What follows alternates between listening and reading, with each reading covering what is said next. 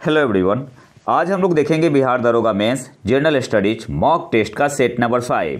अगर आपने चैनल को सब्सक्राइब नहीं किया है तो सबसे पहले जाके चैनल को सब्सक्राइब जरूर कर ले। तो आते हैं पहले क्वेश्चन पे। निचला क्षेत्र जहां तालाब या झील पारिस्थितिकी तंत्र में श्वसन की तुलना में उत्पादन कम होता है उसे कहा जाता है the bottom area where production is less than respiration in a pond या lake ecosystem is termed as. तो इस क्वेश्चन को सॉल्व करने से पहले कुछ इंपॉर्टेंट पॉइंट देख लेते हैं। जो आपका पॉन्ड या लेक इकोसिस्टम होता है जो कि लेंटिक इकोसिस्टम में आता है, इसमें 4 जोन होते हैं, littoral zone, limnetic zone, profundal zone और बेंथिक जोन। तो जो लिटोरल जोन होता है सबसे ऊपर का जोन होता है, इसमें जो रेट ऑफ फोटोसिंथेसिस होता है, rate of photosynthesis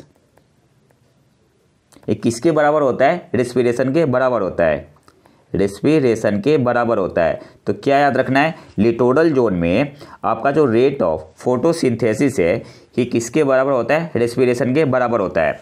limnetic zone में क्या होता है? लिम्नेटिक जोन में आपका ये जो लिम्नेटिक जोन है इसमें प्रोडक्शन जो होता है ग्रेटर देन, प्रोडक्शन ज़्यादा होता है रेस्पिरेशन से, प्रोडक्शन इसमें ज़्यादा होता है रेस्पिरेशन से। और जो प्रोफंडल जोन होता है, प्रोफंडल जोन, इसमें आपका जो प्रोडक्शन होता है, प्रोडक्शन जो होता है ये लेस देन होता है रेस्पिरेशन। जो आपसे क्वेश्चन में पूछा हुआ है लेस देन रेस्पिरेशन। और सबसे नीचे का जो जोन होता है उसे बोलते हैं बेंथिक जोन। तो आपको याद क्या रखना है, जो लिटोरल जोन होता है, जो सबसे ऊपर का जोन होता है, इसमें रेट ऑफ फोटोसिंथेसिस इक्वल होता है रेस्पिरेशन के। लिम्नेटिक जोन में production greater than respiration, profundal zone में प्रोडक्शन लेस देन होता है रेस्पिरेशन से, और सबसे नीचे का जोन होता है बेंथिक जोन। अब आपसे क्वेश्चन में क्या पूछ रहा है, the bottom area where production is less than respiration in a pond या lake ecosystem is termed as. तो प्रोफंडल जोन ऑप्शन है आपका यहाँ पे सही आंसर होगा। अगर यहीं पे मेंशन होता production is greater then respiration, तब आंसर क्या होता? तब आंसर होता आपका लिम्नेटिक जोन होता। फिर क्या होता? लिम्नेटिक जोन होता। अगले क्वेश्चन पे आते हैं। खाद्य श्रृंखला में विभिन्न बिंदुओं पर ऊर्जा प्रवाह के बीच के अनुपात को कहा जाता है the ratio between energy flow at different point in a food chain is known as. तो इसे क्या कहा जाता है? Ecological efficiency. ऑप्शन सी आपका यहाँ पे सही आंसर होगा। The ratio between energy flow at different points in a food chain is known as ecological efficiency. Option C आपका यहाँ पे सही आंसर होगा। और फूड वेब क्या होता है? एक खाद्य वेब कई खाद्य श्रृंखलाओं के मुख्य खाद्य लिंक और अंतर संबंध को दर्शाता है। ए food web shows the main food links and inter connection of many food chain. Food chain आपका लीनियर होता है, फूड चेन आपका लीनियर होता है। जो फूड वेब होता है या कम्प्लेक्स नेटवर्क होता है। ठीक है, अगले क्वेश्चन पे आते हैं। पारिस्थितिकी मूल रूप से जैविक संगठन के 4 स्तरों से संबंधित है। निम्नलिखित में से कौन सा सही प्रतिनिधित्व है? Ecology is basically concern with 4 level of biological organization, which one of the following is correct representation. तो यहाँ पे सही आंसर क्या होगा? ऑप्शन बी आपका यहाँ पे सही आंसर होगा। सबसे पहले ऑर्गेनिज्म, फिर पॉपुलेशन, फिर आपका कम्युनिटीज, फिर बायोम। शॉर्ट में इसे ऐसे याद कर सकते हैं, OPCB। Ecology is basically concerned with 4 level of biological organization. Which one of the following is correct representation? तो organism, population, communities, biome. Option B आपका यहाँ पे सही आंसर होगा। अगले क्वेश्चन पे आते हैं। निम्नलिखित में से किस में मौर्य सम्राट अशोक को अशोकवर्धन कहा गया है? सही आंसर यहाँ पे होगा ऑप्शन ए, पुराणों में। निम्नलिखित में से किस में मौर्य सम्राट अशोक को अशोकवर्धन कहा गया है? तो ऑप्शन ए आपका यहाँ पे सही आंसर हो जाएगा, पुराणों में। जो मेजर रॉक एडिक्ट थे अशोक के, कितने थे? 14। और मेजर पिलर एडिक्ट कितने थे? मेजर पिलर एडिक्ट ये आपके 7 थे। तो जो 14 प्रमुख शिलालेख थे उसे देख लेते हैं। तो जो पहला शिलालेख था, पशु बलि पर रोक और उत्सव समारोहों की छुट्टियों की घोषणा की गई थी। पहले शिलालेख में क्या मेंशन है? पशु बलि पर रोक और उत्सव समारोहों की छुट्टियों की घोषणा। जो सेकंड शिलालेख है इसमें धर्म के तहत सामाजिक कल्याण का उल्लेख है, जैसे पुरुषों और जानवरों के लिए चिकित्सा उपचार, सड़कों, कुओं का निर्माण, वृक्षारोपण आदि। इसके अलावा जो इंपॉर्टेंट पॉइंट यहाँ से याद रखना है, शिलालेख 2 से चोल, पांड्या, सत्यपुत्र और केरल पुत्र जैसे दक्षिण भारतीय राज्यों का उल्लेख है। अब यहाँ से एग्जाम में क्वेश्चन पूछता है कि शिलालेख 2 में कौन से भारतीय राज्य का उल्लेख नहीं है। वहाँ पे ऑप्शन में आपको सतवाहन दे देगा। जो शिलालेख 3 है इसमें क्या मेंशन है, ब्राह्मणों को स्वतंत्रता और हर 5 साल में युकाता प्रादेशिक राज्यों के साथ धर्म का प्रचार करने के लिए राज्य के सभी क्षेत्रों का दौरा करते हैं। कौन से शिलालेख में मेंशन है, तो शिलालेख 3 में। शिलालेख 4 पे आते हैं। बेड़ी घोषा, इसका मतलब क्या होता है, व्याकुलता की ध्वनि या भटकाव की ध्वनि की तुलना में धम्म घोषा शांति की ध्वनि को प्राथमिकता और समाज पर धम्म का प्रभाव। शिलालेख 4 में क्या मेंशन है, बेड़ी घोषा की तुलना में धम्म घोषा को प्राथमिकता। बेड़ी घोषा का मतलब क्या हुआ, व्याकुलता या भटकाव की ध्वनि, और धम्म घोषा का मतलब क्या हुआ, शांति की ध्वनि। शिलालेख 5 में क्या मेंशन है, दासों के साथ उनके स्वामियों द्वारा मानवीय व्यवहार, धम्म महामात्रों की नियुक्ति का उल्लेख है। शिलालेख 6 में क्या है, कल्याणकारी उपायों से संबंधित राजा की प्रजा की स्थिति के बारे में जानने की इच्छा है। शिलालेख 7 में क्या है, सभी धर्मों और संप्रदायों के प्रति सहिष्णुता। ये इंपॉर्टेंट है, पूछता है एग्जाम में। शिलालेख 7 में मेंशन क्या है, सभी धर्मों और संप्रदायों के प्रति सहिष्णुता।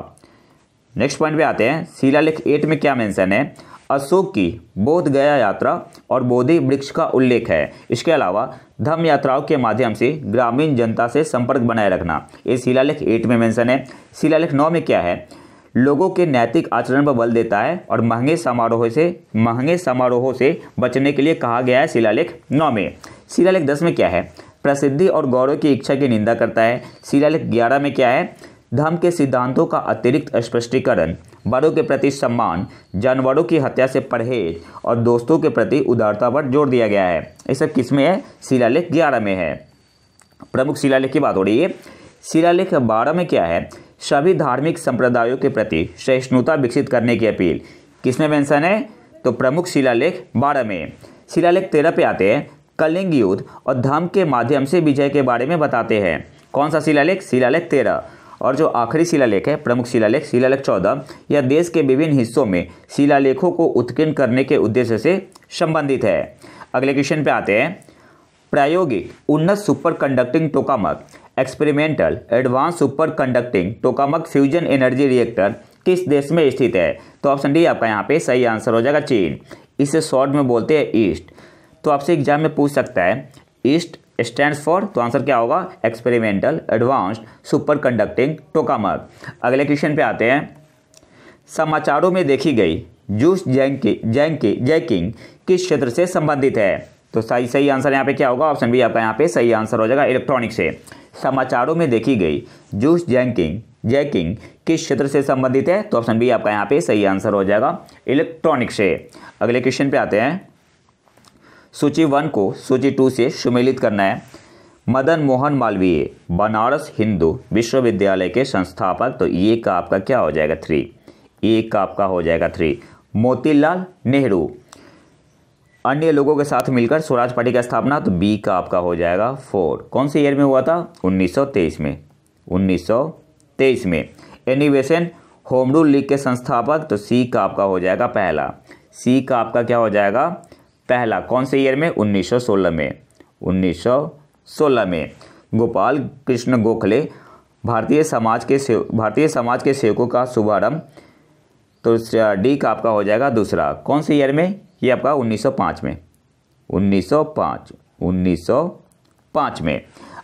तो ए का 3 हो गया, बी का 4 हो गया, सी का 1 हो गया, डी का 2 हो गया। अगले क्वेश्चन पे आते हैं। मैच करना है। केंद्रीय चावल अनुसंधान संस्थान कहाँ स्थित है, तो ये आपका कटक में है, तो ये का आपका हो जाएगा 3। ए का आपका हो गया 3। कृषि प्रणाली अनुसंधान निदेशालय, ये आपका है मेरठ में, तो बी का आपका हो गया 4, बी का 4। भारतीय मृदा विज्ञान संस्थान भोपाल में, तो सी का आपका हो जाएगा दूसरा। और कृषि वानिकी अनुसंधान के लिए राष्ट्रीय केंद्र झांसी में है, तो डी का आपका हो जाएगा पहला। केंद्रीय चावल अनुसंधान संस्थान कटक में है। कृषि प्रणाली अनुसंधान निदेशालय, ये आपका है मेरठ में। भारतीय मृदा विज्ञान संस्थान, ये आपका है भोपाल में। और कृषि वानिकी अनुसंधान के लिए राष्ट्रीय केंद्र झांसी में है। ए का 3, बी का 4, सी का 2 और डी का 1। अगले क्वेश्चन पे आते हैं, हिमालय के किस भाग में कड़ेवा भू आकृति पाई जाती है? तो ऑप्शन सी आपका यहाँ पे सही आंसर हो जाएगा, कश्मीर हिमालय में। हिमालय के किस भाग में कड़ेवा भू आकृति लैंडफॉर्म पाई जाती है? तो कश्मीर हिमालय, ऑप्शन सी आपका यहाँ पे सही आंसर होगा। निम्नलिखित में से कौन सा क्षेत्र टोडा जनजाति का मूल निवास स्थान है? तो ऑप्शन ए आपका यहाँ पे सही आंसर होगा, नीलगिरी पहाड़ियाँ। निम्नलिखित में से कौन सा क्षेत्र टोडा जनजाति का मूल निवास स्थान है? तो ऑप्शन ए आपका यहाँ पे सही आंसर हो जाएगा, नीलगिरी पहाड़ियाँ। टोडा तमिलनाडु की जनजाति है। अगले क्वेश्चन पे आते हैं, जनवरी 2024 तक अखिल भारतीय औद्योगिक उत्पादन सूचकांक इंडेक्स ऑफ इंडस्ट्रियल प्रोडक्शन की गणना के लिए आधार वर्ष बेस ईयर क्या है? तो अभी बेस ईयर कितना चल रहा है? 2011-12 ले रहे हैं, तो ऑप्शन डी आपका यहाँ पे सही आंसर होगा। जनवरी 2024 तक अखिल भारतीय औद्योगिक उत्पादन सूचकांक इंडेक्स ऑफ इंडस्ट्रियल प्रोडक्शन की गणना के लिए आधार वर्ष बेस ईयर क्या है? तो ऑप्शन डी आपका यहाँ पे सही आंसर हो जाएगा, 2011-12। अगले क्वेश्चन पे आते हैं, 1945 में इनमें से किस समिति ने प्रत्येक राज्य में एक सहकारी प्रशिक्षण महाविद्यालय की स्थापना की सिफारिश की थी? तो सरैया समिति ने। 1945 में इनमें से किस समिति ने प्रत्येक राज्य में एक सहकारी प्रशिक्षण महाविद्यालय की स्थापना की सिफारिश की थी? तो ऑप्शन बी आपका यहाँ पे सही आंसर हो जाएगा, सरैया समिति। अगले क्वेश्चन पे आते हैं, प्रधानमंत्री फसल बीमा योजना किस वर्ष शुरू की गई थी? तो ऑप्शन डी आपका यहाँ पे सही आंसर होगा, 2016 में। प्रधानमंत्री फसल बीमा योजना किस वर्ष शुरू की गई थी? तो ऑप्शन डी आपका यहाँ पे सही आंसर हो जाएगा, 2016 में। अगले क्वेश्चन पे आते हैं, किसानों की आय दोगुनी करने के लिए निम्नलिखित में से किस समिति का गठन किया गया है? तो ऑप्शन बी आपका यहाँ पे सही आंसर होगा, अशोक दलवई समिति। किसानों की आय डबल करने के लिए निम्नलिखित में से किस समिति का गठन किया गया है? तो ऑप्शन बी आपका यहाँ पे सही आंसर होगा, अशोक दलवई समिति। और जो अभिजीत सेन समिति है, इनका संबंध है लॉन्ग टर्म फूड पॉलिसी से, लॉन्ग टर्म फूड पॉलिसी से। अगले क्वेश्चन पे आते हैं, सतत विकास लक्ष्य में लक्ष्य संख्या 5 गोल 5 का संबंध किससे है? तो ऑप्शन डी आपका यहाँ पे सही आंसर हो जाएगा, जेंडर इक्वालिटी से। सतत विकास से लक्ष्य सस्टेनेबल डेवलपमेंट गोल में गोल नंबर 5 का संबंध किससे है? तो ऑप्शन डी आपका यहाँ पे सही आंसर हो जाएगा, जेंडर इक्वालिटी है, जेंडर इक्वालिटी से। और आपको बताना है जो ऑप्शन ए है, बी है, सी है, इनका संबंध किस गोल से है, ठीक है।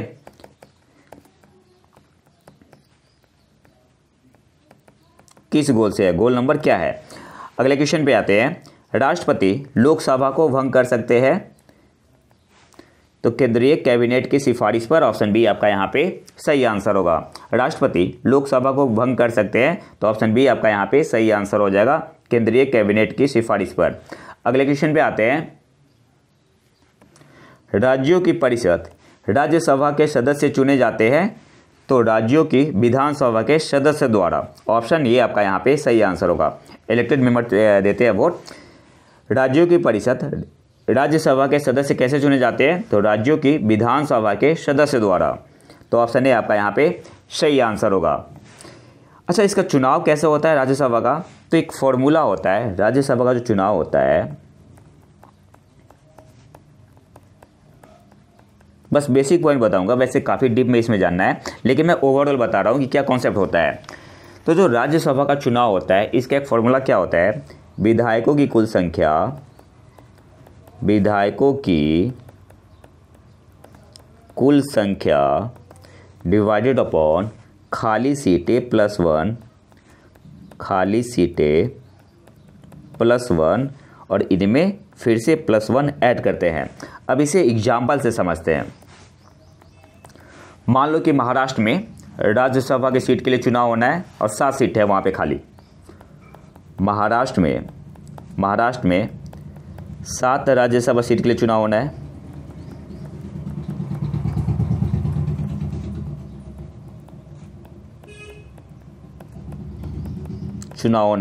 और महाराष्ट्र में विधायकों की संख्या कितनी है? विधायकों की संख्या मान लो 288 है, ठीक है। अब इसको आप फॉर्मूला में पुट करो, ठीक है। तो क्या आ जाएगा, विधायकों की कुल संख्या 288, कितने सीटों के लिए चुनाव होना है? तो 7 सीट वहाँ पे खाली है महाराष्ट्र में राज्यसभा के लिए, तो 7 +1 फिर +1 ऐड कर देंगे तो कितना आ जाएगा आपका 288 डिवाइडेड बाई 8 + 1 कितना आ गया 36 हो जाएगा। 36 + 1 37। अब इसका मतलब क्या हुआ कि एक राज्यसभा सीट जीतने के लिए एक राज्यसभा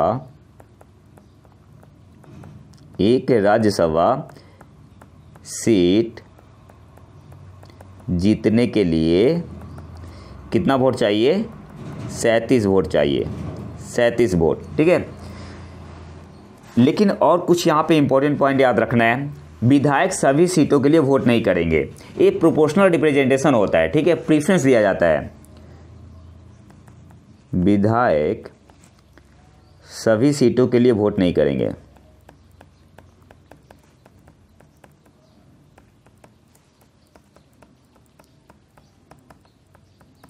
करेंगे प्रत्येक विधायक का वोट एक बार गिना जाता है। प्रीफरेंस देते हैं, क्या करते हैं प्रीफरेंस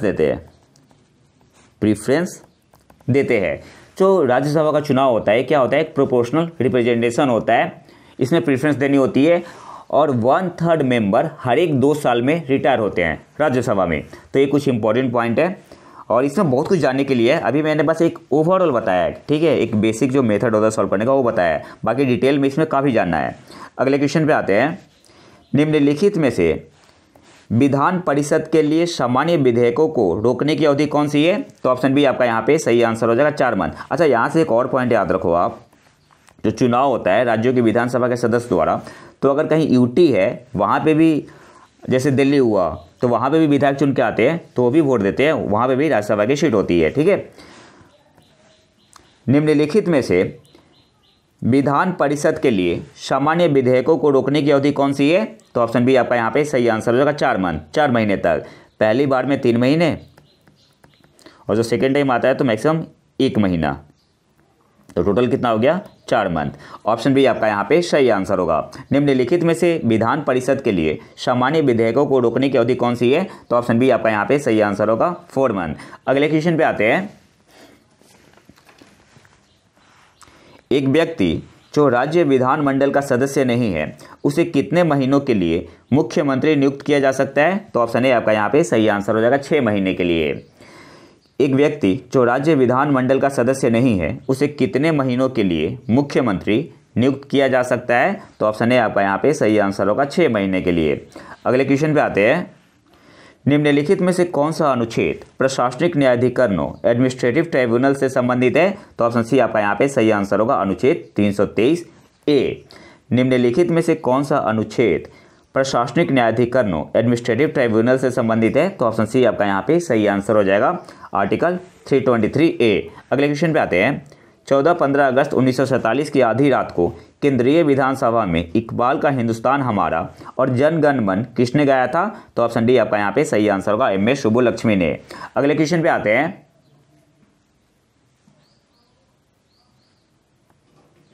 निम्नलिखित में से किसने भारत के लिए त्रिस्तरीय राज्य व्यवस्था का प्रस्ताव रखा था? तो ऑप्शन बी आपका यहाँ पे सही आंसर होगा कैबिनेट मिशन ने। निम्नलिखित में से किसने भारत के लिए त्रिस्तरीय राज्य व्यवस्था का प्रस्ताव रखा था? तो ऑप्शन बी आपका यहाँ पे सही आंसर होगा कैबिनेट मिशन ने। और कैबिनेट मिशन के सदस्य कौन थे? Lord Pethick Lawrence, sir Stafford Cripps और ए.वी. अलेक्जेंडर। तो ये 3 नाम आपको याद रखना है। अगले क्वेश्चन पे आते हैं। लुईस फिशर महात्मा गांधी के जीवनी लेखक थे, वह कौन थे? तो अमेरिकी पत्रकार थे। ऑप्शन ए आपका यहाँ पे सही आंसर होगा। लुईस फिशर महात्मा गांधी के जीवनी लेखक थे, वो कौन थे? एक अमेरिकी पत्रकार। और एक और क्वेश्चन पूछता है आपसे यहाँ से कि इनका संबंध किससे है? तो क्विट इंडिया मूवमेंट से। महात्मा गांधी जी के साथ है क्विट इंडिया मूवमेंट। अगले क्वेश्चन पे आते हैं। मुस्लिम लीग द्वारा पाकिस्तान प्रस्ताव को अपनाया गया था, तो मार्च 1940 में मुस्लिम लीग द्वारा पाकिस्तान प्रस्ताव को अपनाया गया था। तो सही आंसर क्या होगा? मार्च 1940 में। इसके अलावा मुस्लिम लीग ने पाकिस्तान डे कब सेलिब्रेट किया था? पाकिस्तान डे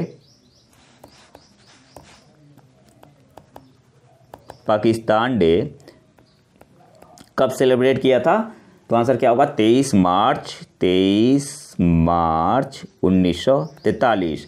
मुस्लिम लीग ने पाकिस्तान डे कब सेलिब्रेट किया था? तो 23 मार्च 1943। क्वेश्चन आया हुआ है एग्जाम में। अगले क्वेश्चन पे आते हैं।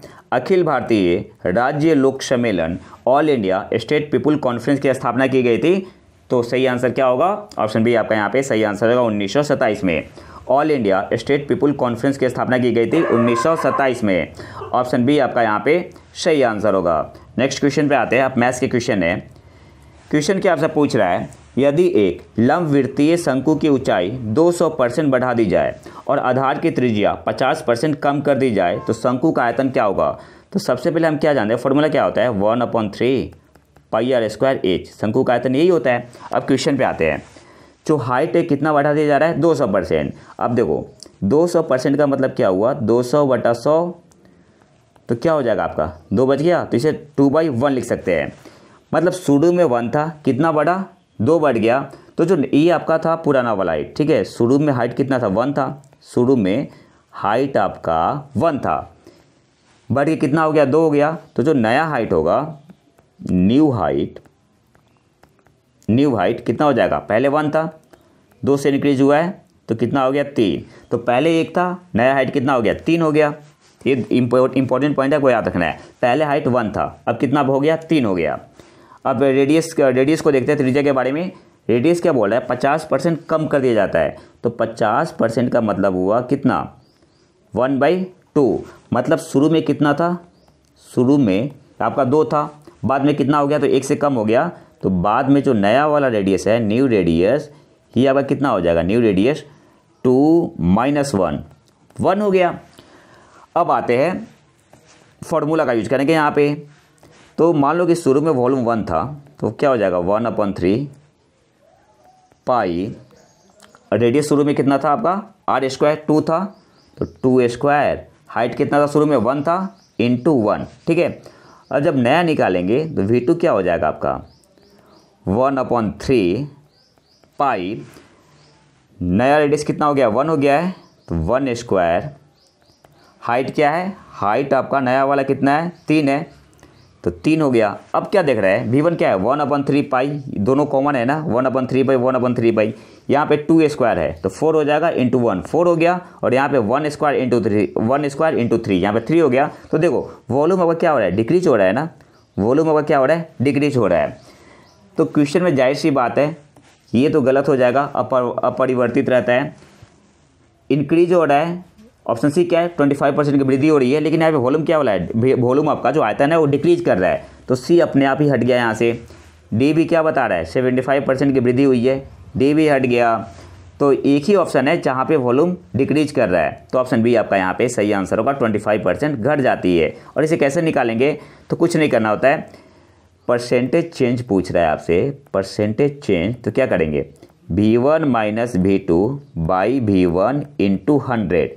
यहाँ से आप v1 और v2 की वैल्यू पुट करो तो 1/3 पाई तो कैंसिल हो जाएगा। तो जब वैल्यू पुट करोगे तो आंसर क्या आ जाएगा? 25% से आपका डिक्रीज हो रहा है, ठीक है। वैल्यू पुट करना है, वैल्यू सिंपली पुट कर देना है। नेक्स्ट क्वेश्चन पे आते हैं। आपको यहाँ पे वैल्यू पुट कर देना है, आंसर क्या होगा? 25% से डिक्रीज हो रहा है। क्लियर दिख रहा है? जो शुरू में वॉल्यूम था और जो बाद में वॉल्यूम है वो आपका डिक्रीज कर रहा है, तो परसेंटेज चेंज जो आएगा वो डिक्रीज में आएगा। अगले क्वेश्चन पे आते हैं। क्वेश्चन क्या आपसे पूछ रहा है, what is the value of i का power 400 where i denote iota. देखो आयोटा क्या होता है? कॉम्प्लेक्स नंबर का टॉपिक है। जो आयोटा होता है स्क्वायर रूट होता है किसका? -1 का, ठीक है। आयोटा क्या होता है? i से डिनोट करते हैं, i बोलेंगे हम लोग। तो स्क्वायर रूट होता है किसका? -1 का। तो i² कितना हो जाएगा? माइनस स्क्वायर रूट हट जाएगा तो -1 हो जाएगा। और फिर इसको स्क्वायर करेंगे तो i का पावर 4 कितना हो जाएगा? 1 हो जाएगा। तो अगर इस टाइप के क्वेश्चन आए, अगर पावर में 4 का मल्टीपल हो तो हमेशा 1 होता है। अब देखो i का पावर 400 है ना, तो इसे ऐसे लिख सकते हैं, i का पावर 4 इंटू 100, इसे ऐसे लिख सकते हैं। तो i का पावर 4 क्या है? 1 है, हमेशा 1 होगा। i का पावर 4 1 होगा, तो 1 का पावर 100 1 ही होगा। तो सही आंसर यहाँ पे क्या होगा? ऑप्शन ए आपका यहाँ पे सही आंसर हो जाएगा 1। What is the value of iota का पावर 400? तो क्या होगा? अगर 4 का मल्टीपल है पावर तो हमेशा 1 होगा। ऑप्शन ए आपका यहाँ पे सही आंसर होगा। अगले क्वेश्चन पे आते हैं। 3 नंबर्स, कोई 3 नंबर ए बी सी है जो एपी में है, तो कंडीशन क्या होता है, अगर ए बी सी एपी में हो तो कंडीशन क्या होता है, 2b equal to A plus C. Option C आपका यहाँ पे सही आंसर होगा। अगले क्वेश्चन पे आते हैं। एक दुकानदार एक वस्तु 1470 रुपये में बेचता है और 16.2/3% लाभ अर्जित करता है। वस्तु का लागत मूल्य यानी कॉस्ट प्राइस हमें निकालना है। इस क्वेश्चन को सॉल्व करने का जो सबसे बेसिक तरीका होता है, काफ़ी आसानी से सॉल्व कर सकते हैं। अब तो क्या करना है, 16.2/3%, ये कितने के बराबर होता है, 16.2/3%। 16 3 जा 48, 48 + 2 50, तो इसको ऐसे भी लिख सकते हैं 50/3%। 50/3 × 100, तो कितने के बराबर हो जाएगा, 1/6 के बराबर हो जाएगा। इसका मतलब क्या हुआ, कॉस्ट प्राइस आपका 6 है, ये आपका है कॉस्ट प्राइस। लाभ कितना कमा रहा है, 1। लाभ कितना कमा रहा है, 1। ये आपका ऊपर का प्रॉफिट होता है, ये आपका प्रॉफिट होता है। तो आपका सेलिंग प्राइस कितना हो जाएगा, 6 + 1 7। अब क्वेश्चन में क्या बोल रहा है कि 7 ना होके कितना है, 1470 है। मतलब इससे कितना जाता है, इससे कितना जाता है, तो 210 गुना ज़्यादा है। कितना ज़्यादा है, 210 गुना। तो कॉस्ट प्राइस भी आपका 6 ना होके कितना हो जाएगा, 6 × 210, मल्टीप्लाई करो कितना आएगा, 0 6 6 2 जा 12 12, अब 1260, ये आपका क्या हो जाएगा, कॉस्ट प्राइस हो जाएगा। तो ऑप्शन बी आपका यहाँ पे सही आंसर होगा, 1260। और आज के आखिरी क्वेश्चन पे आते हैं। If a is greater than 1, b is greater than 1, then the minimum value of log a plus log b। इसमें बेस b है, इसमें बेस a है। तो एक सिंपल सा कॉन्सेप्ट हम जानते हैं, कोई भी 2 नंबर a और b हो तो इसका जो अर्थमेटिक मीन होगा यह greater than equal than geometric mean होता है। मतलब अर्थमेटिक मीन कैसे निकालते हैं, a + b/2 ग्रेटर या equal than geometric mean √ab, ये होता है। अब यहाँ पे क्या है, log a है, log b है, इसका बेस b है, इसका बेस a है। तो बस a b की जगह क्या पुट कर दो आप, ये फर्स्ट टर्म मान लो और ये सेकेंड टर्म मान लो, तो वैल्यू पुट करो तो क्या आएगा आपका, यहाँ पे आप ऐसे लिख सकते हैं। सेम कॉन्सेप्ट अप्लाई करना है, अर्थमेटिक मीन ग्रेटर या इक्वल देन ज्योमेट्रिक मीन। मतलब log a बेस क्या है, b है, प्लस log b बेस क्या है, a है, /2, ये आपका ग्रेटर या इक्वल देन कितना होगा, √under log ba × log ab। जब आप इसको सॉल्व करोगे तो ये कितना आएगा, 1 आएगा। 1 क्यों आएगा, तो log ab × log ba, इसको ऐसे लिख सकते हैं हम लोग, log b / log a × log a / log b, ये कैंसिल हो जाएगा, log a log b, तो आपका 1 आता है। ठीक है, तो ये आपका टर्म 1 आ जाएगा। तो यहाँ पे आपका आ जाएगा log a base b plus log b base a /2 greater equal than 1, तो कितना हो जाएगा, सॉल्व करने पे ग्रेटर इक्वल देन 2, तो मिनिमम वैल्यू कितनी आ जाएगी, 2 आ जाएगी ना। तो ऑप्शन बी आपका यहाँ पे सही आंसर होगा। सिंपल सा कॉन्सेप्ट है, arithmetic mean greater equal than geometric mean होता है। बस आपको फॉर्मूला में वैल्यू पुट करना है, बाकी आपको लॉ का कॉन्सेप्ट पता होना चाहिए। तो ये तो था हमारा आज का लेक्चर। अगर वीडियो पसंद आए तो लाइक करें और चैनल को सब्सक्राइब जरूर कर लें। मिलते हैं नए वीडियो में नए टॉपिक के साथ, तब तक के लिए नमस्कार, जय हिंद।